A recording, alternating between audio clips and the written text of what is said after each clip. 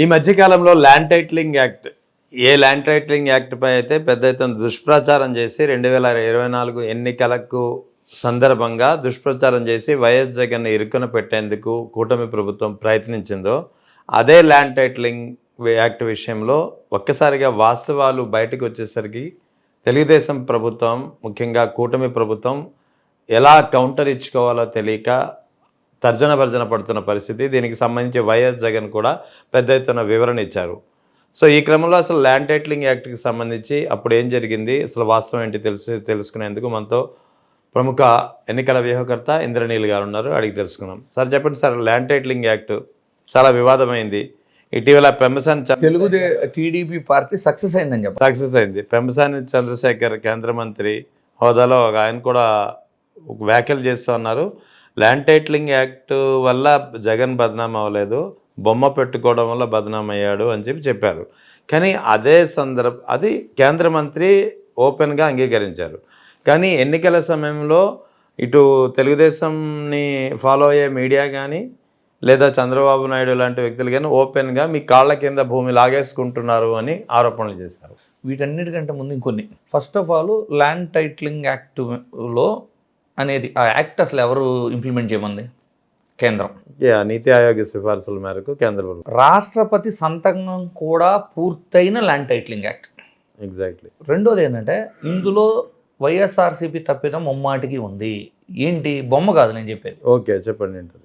ఈ రోజున జగన్మోహన్ రెడ్డి గారు ప్రెస్ మీట్ పెట్టి ఏ విధంగా అయితే ల్యాండ్ టైటిలింగ్ యాక్ట్ ఎందుకు చేశాము, ఎంత చేశాము, ఏ విధంగా చేశాము, దానివల్ల లాభాలేంటి, డూప్లికేట్ రిజిస్ట్రేషన్లో కబ్జాలు జరగటము లేదు, డబుల్ రిజిస్ట్రేషన్లో ఇవేమి జరగవు, మీ భూమి శాశ్వతంగా మీదే, మీకు ఒక పర్మనెంట్ డాక్యుమెంట్ ఉంటుంది, చింతలేని డాక్యుమెంట్లతో చేసాం, ఎన్ని ఏదైతే అంత డీటెయిల్డ్ ప్రజెంటేషన్ ఇచ్చారో. ఇది అప్పుడు ఎన్నికలకు ముందు అంత దుష్ప్రచారం. ఇది జగన్మోహన్ రెడ్డి గారు బొమ్మ వేసుకున్నారు, మీ భూములు తనఖా పెట్టుకుంటాడు ఆయన, ఇది వాడు చెప్పింది. అసలు ల్యాండ్ టైటిలింగ్ యాక్ట్లో బొమ్మ వేసుకున్నందుకు కూడా కాదు సార్ వ్యతిరేకత వచ్చింది. ప్రతిపక్షంలో ఉన్న టీడీపీ వాళ్ళు దీన్ని ప్రజల్లోకి ఏ విధంగా తీసుకెళ్లారంటే, ఆయన బొమ్మ వేసుకున్నాడు, దీన్ని బ్యాంకుల్లో పెట్టి మీ పొలాల మీద కూడా ప్రభుత్వం అప్పు తెచ్చుకునిద్ది అని ప్రలోభ పెట్టారు. మీ భూములు లాక్కుంటారు అని ప్రలోభ పెట్టారు. సో ఒక మంచి జరిగేటప్పుడు తేడా చూసుకోండి సార్, ఏ పార్టీ స్టాండ్ వాళ్ళది. ఇప్పుడు మారమన్నంత మాత్రం జగన్మోహన్ రెడ్డి గారు మారరు, మారమన్నంత మాత్రం చంద్రబాబు గారు మారరు. ఇప్పుడు ప్రతిపక్షంలో వైఎస్ఆర్సీపీ ఉంది, ఎస్ఐఆర్ అనేది నడవాలి.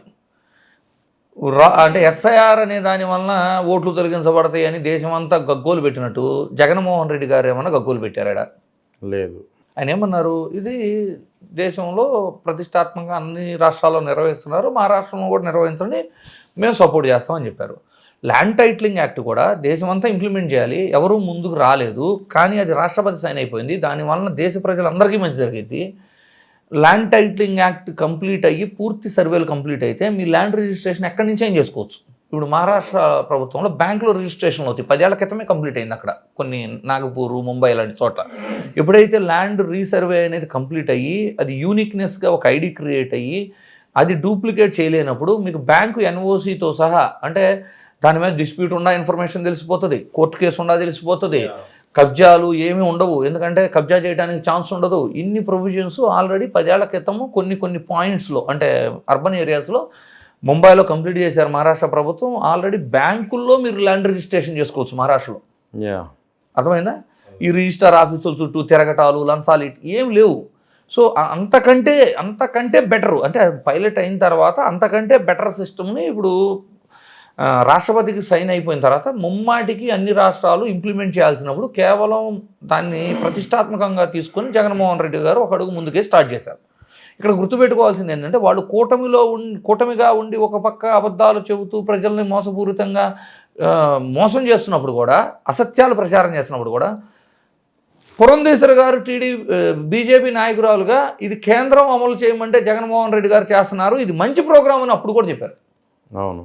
కానీ ఇక్కడ ఎలా ఉంటుందంటే సార్, వీళ్ళ దగ్గర మీడియా భారీ స్థాయిలో ఉంటుంది కదా, వాళ్ళు చెప్పాలనుకున్న అసత్యాన్ని ఒక 6 నెలలు విపరీతంగా చెబుతారు. ఇదంతా అబద్ధమే, కేంద్రమే చేయమంది అని పురంధేశ్వరి గారు చెప్పింది ఈ 6 నెలల తర్వాత ఒక చోట వేసి వదిలేస్తారు. అంటే పత్రికా ధర్మాలు పాటించామని చెప్పాలని. అంటే మాకు ఆ రోజు ప్రజలు ఇలా ఫీల్ అవుతున్నారు, చాలామంది ఇలా చెప్పారు, దాన్ని ప్రచారం చేసాం, ఇది వాస్తవం అని తెలిసి దీన్ని కూడా ప్రచారం చేసాం, చేతులు దులుపుకుంటారు. కానీ అబద్ధాన్ని 100 సార్లు అరిసి చెబుతారు, నిజాన్ని 4 గోడల మధ్య చెబుతారు. సో ఇక్కడ చూడండి, ల్యాండ్ టైటిలింగ్ యాక్ట్కి వెళ్దాం. మళ్ళీ 6000 గ్రామాల్లో ల్యాండ్ టైటిలింగ్ యాక్ట్ ద్వారా భూమి రీసర్వే చేస్తే కేవలం బొమ్మ వేసుకున్నారు అనే కారణానికి ఆస్తులు లాక్కుంటారు ఎన్ని చెప్పారు. ఆ బొమ్మ వేసుకుంటాం అనేది కూడా ఒక ఐఏఎస్ అధికారి యొక్క తప్పిదమే, కానీ జగన్మోహన్ రెడ్డి గారు ఏమి నా బొమ్మ అన్ని చోట్ల వేయండి అని అడగరు కదా. ఇప్పుడు చంద్రబాబు గారు అడిగితే వేస్తున్నారా ఆయన బొమ్మ ఎక్కడ, అంటే కొన్ని చోట్ల ఇప్పుడు 108 లాంటి ఎవరు అడగరు సార్. ఆ స్థాయికి వెళ్ళిన వ్యక్తి, అందరికీ తెలిసిన వ్యక్తి, నా ఫోటో అక్కడే ఇక్కడే అని ఎవరు అడగరు. ఎవరో అత్యుత్సాహంతో పేరు సంపాదించుకోవాలి, ఆయన దగ్గర మార్కులు కొట్టేయాలనే ఉద్దేశంతో ఎవరో చేసే చర్య ఇలా ప్రతిపక్షాలకు అస్త్రంలా దొరికింది. సో దాంట్లో మరి పెమ్మసాని గారు చెప్పినట్టు కేవలం బొమ్మ ఒకటే తప్పు, ఈ land titling act survey correct అని ఎప్పుడన్నా టీడీపీ వాళ్ళు చెప్పారా? చెప్పలేదు కదా. కంపల్సరీ ప్రజలను ప్రలోభ పెట్టారు కదా. తర్వాత ఏం చేశారు, రావటం అధికారంలోకి ల్యాండ్ టైటిలింగ్ యాక్ట్ను రద్దు చేస్తున్నాం అని చెప్పారు. మీ భాగస్వామ్యం ఎవరు సార్? బీజేపీ. కేంద్రంలో భాగస్వామ్యంగా ఉండి మీరు మంత్రి పదవులు కూడా తీసుకున్నారు కదా. మరి కేంద్రంలో ఏమైనా ల్యాండ్ టైటిలింగ్ యాక్ట్ రద్దు అయిందని ఏమైనా చెప్పించగలిగారా? అది తప్పుడు నిర్ణయం బీజేపీదని చెప్పించారా? ల్యాండ్ టైటిలింగ్ యాక్ట్ ప్రజలను ఇబ్బంది పెట్టిద్ది, అలాంటి బీజేపీతో మేము పొత్తులో ఉన్నామని చెప్పుకోగలరా? లేదు, ఇలాంటి ప్రజలకు ఇబ్బంది కలిగించే నిర్ణయాలు తీసుకుంటున్న బీజేపీతో తెగతెంపులు చేసుకొని మేము కూటమి నుంచి బయటకు వస్తున్నామని చెప్పగలరా? చెప్పరు. కేవలం ప్రజల్ని మళ్ళీ పిచ్చోళ్ళ చేయడానికి ఏం చేశారు, ల్యాండ్ టైటిలింగ్ యాక్ట్ రద్దు సైన్ పెట్టాడు సీఎం చంద్రబాబు గారు. ల్యాండ్ టైటిలింగ్ యాక్ట్ రద్దు అని సైన్ కూడా పెట్టారు.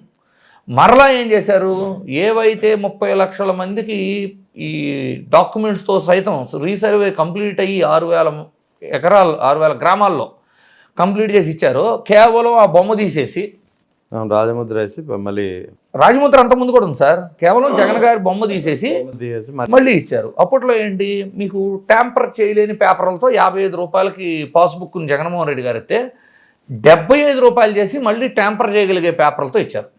అంటే అంతకంటే క్వాలిటీ తక్కువ వాటితో, అంతకంటే ఎక్కువ రేటుతో.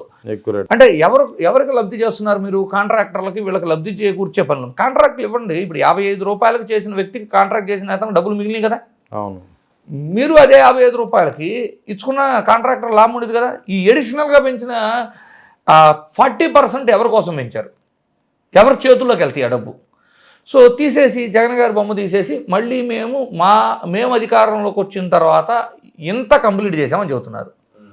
సార్ 2016లో అమరావతి అనేది డిసైడ్ అయిన తర్వాత 29 గ్రామాల్లో 33,000 ఎకరాలు పూలింగ్కి అంటే చెప్పిన తర్వాత, ఇప్పటికీ అందరం పూలింగ్కి వెళ్ళారు సార్. కొన్ని కోర్టులో ఉండి, కొంతమంది కోర్టులకు వెళ్ళారు, కొన్ని వివాదాస్పదమైనవి ఉండి, కొన్ని ఏమో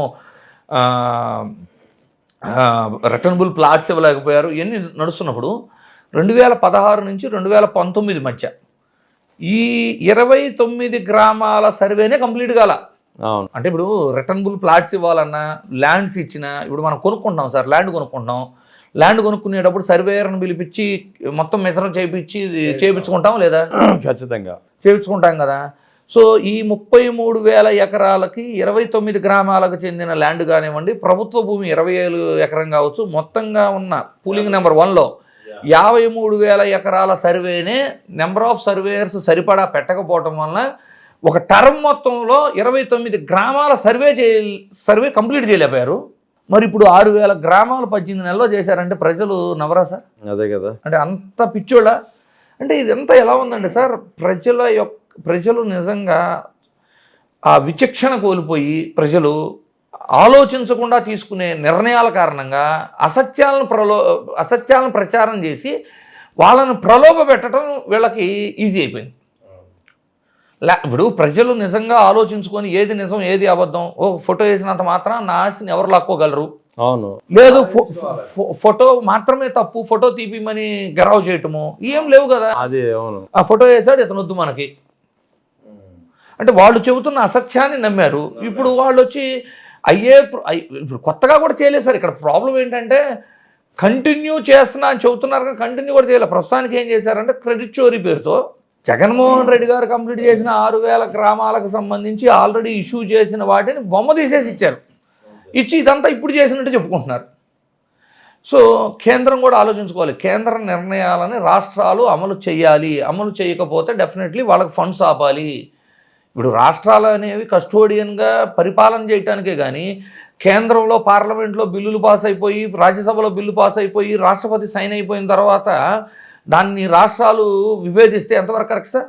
తప్పదు. ఇప్పుడు పశ్చిమ బెంగాల్ విషయం కలగానే మనకి నాలెడ్జ్ ఉండా లేకపోయినా రోహింగ్యాలతో మమతా బెనర్జీ గెలిచేస్తుంది, రోహింగ్యాలు అంటే మనం ఇక్కడ కూర్చొని మాట్లాడతాం. అవునంతే కదా, అదే నిజం అనుకుంటున్నాం. మన రాష్ట్రంలో మన కళ్ళ ముందు ఒక కేంద్రం నిర్ణయించి రాష్ట్రపతి సైన్ అయిపోయిన ల్యాండ్ టైటిలింగ్ యాక్ట్ని అంత హుందాతనంతో చేస్తున్నప్పుడు అందులో లేని తప్పుని అబద్ధాలుగా ప్రచారం చేస్తున్నప్పుడు మరి కేంద్రం ఏం చేస్తున్నాడు సార్? కేంద్రం చర్యలు తీసుకోవాలి కదా.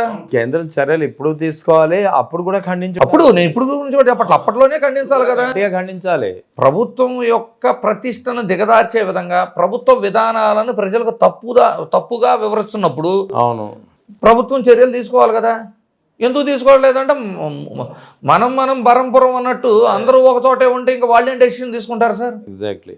సో ఫస్ట్ ఇలాంటి అసత్య ప్రచారాలకు ప్రలోభపడి ప్రజలు ఓట్లు వేయటం మానుకోవాలి, సత్యాలను తెలుసుకోవాలి. ఈ రోజున ఎడ్యుకేషన్ లెవెల్స్ బాగా పెరిగినాయి సార్. ఎడ్యుకేషన్ లెవెల్స్ పెరిగిన తర్వాత ఎవరో చెప్పే దాన్ని విని నమ్మే పరిస్థితికి వస్తున్నాం తప్పితే ఒక అరగంట సేపు గూగుల్లో కూర్చొని సెర్చ్ చేసుకున్నా కూడా వాస్తవాలు తెలుస్తాయి కదా. అసలు ల్యాండ్ టైటిల్ ఇప్పుడు మీరు ఈ రోజున నేను చెప్తున్నాను, మీరంతా ఒక పని చేయండి. ల్యాండ్ టైటిలింగ్ యాక్ట్ అనేది కేంద్ర నిర్ణయమా రాష్ట్ర నిర్ణయమా ఏ అని అడిగి విత్ డేటు ఆ జిఓ నెంబర్లు ఆర్టికల్ నెంబర్స్తో సహా చెబుతుంది. ఆ యాక్టివిటీ వలన లాభాలేంటి అని అడగండి, తెలుగులోనే అడగండి. ఏని చెప్పింది చాట్ జీపీటీని అడుగుతారో జెమినీని అడుగుతారో అంత ఈజీగా మనం తెలుసుకోగలిగే అవకాశం ఉండి కూడా ఎవరో చెబితే ఇని నమ్మి ప్రలోభపడి ఓటేసే స్థాయిలో మనం ఉంటే ఇంకా మనం చదువుకున్న చదువుకి విలువేంటి సార్?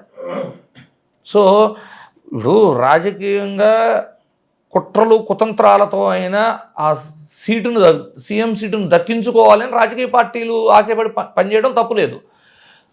ప్రలోభపడే ప్రజలు ఉన్నారు కాబట్టి మిమ్మల్ని ప్రలోభపెడుతున్నారు. మనం విచక్షణతో ఆలోచించి నిజాలు తెలుసుకొని ఓటేసే స్థాయి ఉన్నప్పుడు వాళ్ళు ప్రలోభ పెట్టలేరు కదా. అంతే కదా. సో నేను ముమ్మాటికి ఈ విషయంలో ప్రజలదే తప్పు అంటా సార్. అంతే. Right sir. Okay, thank you.